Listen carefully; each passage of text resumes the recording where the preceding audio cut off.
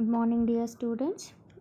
So, descriptive research, we came to know what exactly the descriptive research meaning in the last classes, and 5W and 1H of the descriptive research. Now, we'll look at uses of descriptive research, where it is applicable and where exactly it is going to be useful.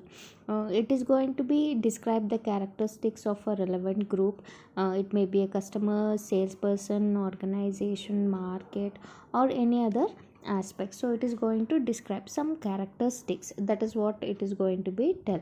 So in order to describe anybody's characteristics, anybody's behavior, and organization now, and salespeople behavior, descriptive research is very much useful. Okay, and the next one is to estimate the percentage of unit in a specified population exhibiting a certain behavior. So it is going to helpful. Out of total population, certain percentage of population are going to exhibit certain set of behavior or certain set of characteristics. So this may going to help for the marketer to divide the market, and helpful in market segmentation also, having a similar kind of behavior population one side, and having a similar attitude customers in one side, and it may help the marketers to identify a different segmentation based on characteristics, based on a behavior. So that informations are provided by the descriptive research. And the next one is determine the perceptions of product characteristics. So it is also going to determine the perception of a particular product characteristics also. So how individual customers or the group of customers are going to pursue one particular product, because I like one particular product and the same product may not be liked by you people. So that is the perception of individual customers towards a product characteristics. So I'll be loving and I'll be liking a different features of one particular product. Take example of the soap, exactly the lux, the shape of the lux, and the aroma of the soap, and the packing style, everything is liked by me, but may not be many students are not going to be like the lux soap. So this is how the individual customers are going to have their own perception towards the product characteristic. This is going to be revealed by doing a descriptive research. And next one is it is going to determine the degree to which marketing variables are associated. So how the independent variable and the dependent variables are having a cause and effect relationship, or what is the exact relationship these two variables are having. So this is going to be described by adopting a descriptive research. How dependent variable is influencing on independent variable, or how independent variables are influencing the dependent variable. So this is going to be known by conducting a descriptive research. And the last one is to make a specific prediction is very much important to know the future trends when you are doing a research on a relevant topic and a relevant issue or the problem. The prediction is very much playing a vital role. Why? Because on making a prediction, you can make a sufficient arrangements and planning to conduct your research according to the requirement of the future. So descriptive research is going to help for making a prediction exactly, and that is going to help for doing a research more accurately, and the output is still more effective. And this chart is showing major types of descriptive studies. Sales studies. Under sales studies, you may conduct a study to make a research on market potential, market share, and the sales analysis. And consumer perception and behavior studies, you can make a study of image of the product, or usage of the product, advertising of the product, pricing of the product. Each individual step, how consumers are going to behave, and how they are going to have their own perception towards the product, advertising, pricing, and the image of the product. And the next is market characteristics studies.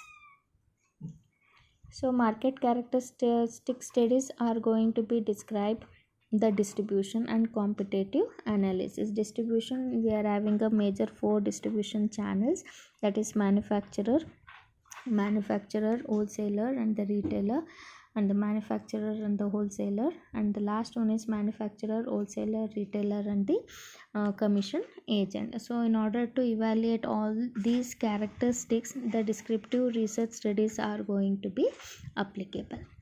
The next is descriptive research. A simple meaning is descriptive research is undertaken to provide answer to a questions of all 5W and 1H, what we discussed in a previous slide, but not only why. Okay, so but not only why, it includes all 5Ws and 1H. And basic classification of the descriptive research are cross-sectional studies and longitudinal study. We'll discuss that studies in detail now. Longitudinal design. So the meaning of longitudinal design goes like this. These are the studies in which an event and occurrence is measured again and again. Measurements are going to be measured again and again in this particular design. Okay, so this is also known as time series studies.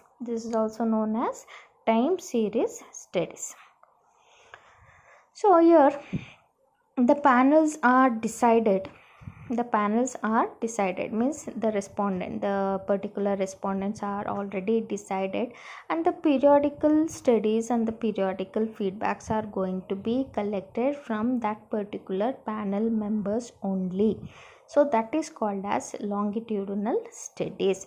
The measurement and the response are going to be taken again and again from the particular panel members, and this panel members or the panel respondents are going to be remain constant throughout the period. Okay, and sometime there will be some dropouts and there will be some addition also. Okay, so but these panel members are going to be giving a response again and again. And this longitudinal designs are having two types of panels, that is true panels and omnibus panels. True panels in the sense this involves a repeat measurement of same variables. Okay, if you are taking a response of the panel members regarding the income of a particular group, you are going to measure only the incomes of a particular group. You are not going to measure any other aspects. When it comes to omnibus panel, the sample element is being selected and maintained, but the information collected from the members vary. So in this particular aspect, the panel members are going to be remain same, but responses collected are going to be vary. First time there will be measurement of how the people are going to behave towards a particular advertisement, and sometime particular performance, product performance. Okay, so panel member will be the same here, don't get confused. The same respondents will be there, and they will be having a number of choices to respond for. First they will be asking for give the response for advertisement, and next time they will be having a chance of giving a response for product performance in omnibus panel. But in a true panel it is not like that. If that particular panel is only for giving a response towards the income, okay, if they decided to evaluate the income, those people will be going to give a response towards the income only. So they'll not be getting a chance of measuring anything. So income of individual, income of organization, income of particular company, only those aspects and only those criteria are going to be provided in a true panel. Okay, so longitudinal studies in the sense we are going to conduct or measure the occurrence of the event again and again over a period of time.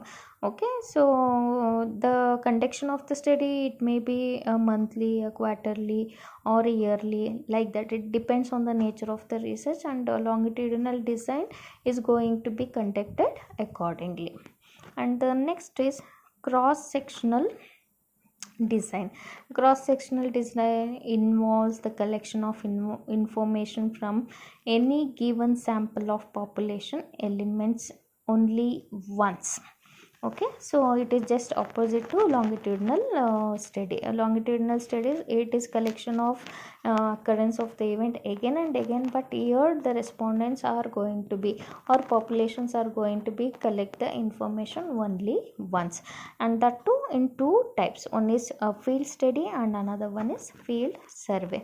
The field study includes a depth study because it involves only a few people. Take an example of your depth interview, and take example of your focus group. Only few or small group of members will be there, and you are going to conduct a study for only that small groups. That's all. That is called as a field study. And when it comes to field survey, it is a large sample size, large samples, and it is going to be very much costly and very much time consuming also. You are because sample size is large, and you need to go for individual respondent, collect the information, and the procurement of your results, and giving output. Everything is a time consuming compared to field study. Field survey is costly thing and time consumer thing, and you need to prepare a questionnaire and sampling technique, everything. Sampling technique, again, the probability sampling technique, known probability sampling technique, everything is go beyond research design only. So field survey is having a broader scope when compared to field survey, field study. So okay, so the cross sectional, it involves the collection of information only once through the field study or field survey. And the next concept is casual research. Casual research, so it is going to express the cause and effect relationship.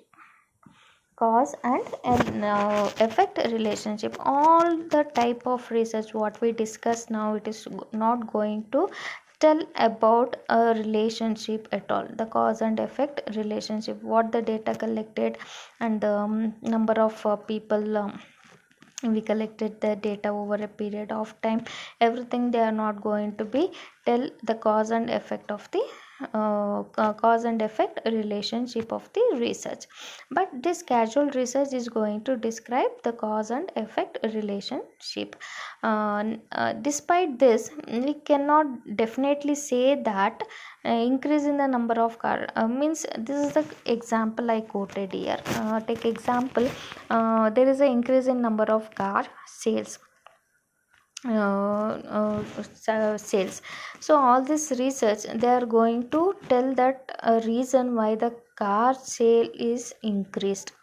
Okay, so this casual research is going to describe, it is not only the people income which leads for a more number of car sale during the last year. It is going to describe the variables also. So variables in the sense, the print advertisements are more effective, the sales force are more effective, the price of the car is more effective. All these variables are going to make an impact on the sales of the car. This relationship is going to be described by casual research. So effect, a cause and effect. So my income is increased, that is why I purchased the car. The car price is low, that is why I purchased the car. So the car will be the same here, that is the independent variable. Dependent variables are income. So income increase, I'll purchase. If it is decrease, I'll not purchase. So price of the car is low, that is why I'm purchasing it. If it is high, I am not going to purchase it. So the price is also dependent variable here. And what is that, income is also a dependent variable here. So this cause and effect relationship is going to described by the causal research. Okay, so next concept is uses of causal research. So we are having major two uses, that is to understand which variable are the cause and which variables are the effect of a phenomena, so which is independent variable and which is dependent variable. So in a previous slide we had taken an example of sale of a car. Here sale of a car is an independent variable. Car is going to be sold anyway, but how it is going to be sold, so that is dependent variable. Income is dependent variable, and your advertisement is dependent variable, pricing is dependent variable. So that relationship easily measured by applying a causal research. And the second one is to determine the nature of relationship between causal variables and effect to be predicted. So nature we are going to be predict either it is having a positive effect or negative effect, and how it is going to make an impact on the relationship of the variables. So this is going to be measured very much easily by applying a causal research for this nature of the problem and issues. Okay, so this is where we end up with the second chapter, that is research problem and the research design. So any questions you can ping me, you can text me. If you want any classes to be taken online, you can drop me a message. Accordingly that we can make some arrangements. Thank you all guys.